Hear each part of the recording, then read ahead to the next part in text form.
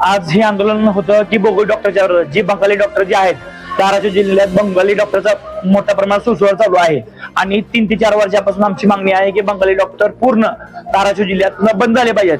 त्याच्या विरोधात आम्ही कमीत कमी 8-10 आंदोलन केले आहेत, आत्मदान आंदोलन केले आहेत, हे आंदोलन केलेले आहेत, रस्ता रोको आंदोलन केलेले आहेत आणि अमर उपोषण पण आंदोलन केलेले आहे. थातूर आतापर्यंत आम्हाला उत्तर मिळाले, कुठलीही कारवाई झाली नाही.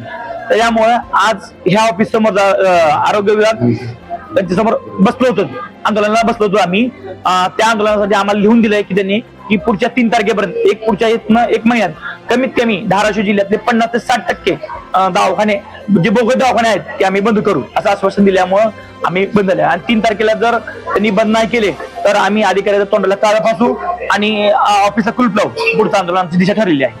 डॉक्टर चिठ्ठी अशा प्रमाणे ही डॉक्टर चिठ्ठी अशा वाटल्या जाते त्यांची त्याच्यावर त्यांचा कुठला नंबर नाही, काय नाही ही डॉक्टर अशी तपासणी केली जाते.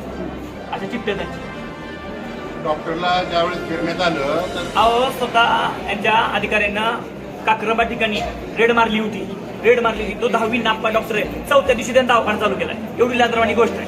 रेड मारून सुद्धा 10वी नाप्पाच निघून सुद्धा तुळजापूर इथं गुन्हा दाखल आहे. तर 4थ्या दिवशी दवाखाना उघडला आहे काक्रबाच्या ठिकाणी. भारतीय भ्रष्टाचार निर्मूलन संघर्ष समितीचा अखिल भारतीय भ्रष्टाचार निर्मूलन संघर्ष समितीचा आपल्या कर्मचाऱ्यांचं करायचं काय?